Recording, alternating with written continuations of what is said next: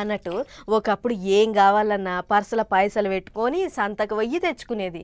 ఇక లేక లేక సంతకు పోతున్నామని నేనైతే మస్తు మురిసిపోయేది. కానీ ఇప్పుడు మందు గోళీల కాడికెళ్ళి బిర్యానీ బువ్వ దాకా ఏం కావాలన్నా ఫోన్లో ఆర్డర్ పెడితే 10 నిమిషాలల్లో మూతి ముంగట్టుకొచ్చి ఇచ్చిపోతుర్రు. ఇట్లనే ఇగో బెంగళూరులో ఇంకో కొత్త సౌలత్ ఒకటి చాలు చేసిర్రట.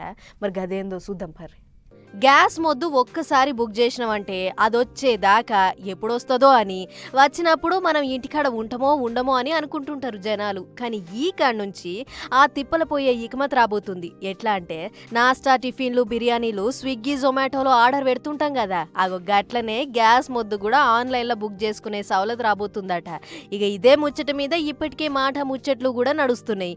అయితే ఈ సౌలత్ మాత్రం బెంగళూరు పట్టణంలో ఆల్రెడీ వచ్చింది.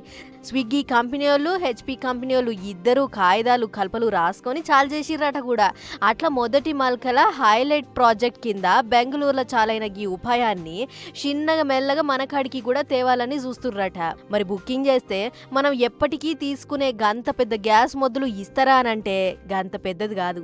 వంటకు తిప్పలు కాకుండా 10 కిలోల బరువు, 5 కిలోల బరువు ఉన్న గ్యాస్ మొద్దు ఇస్తారు.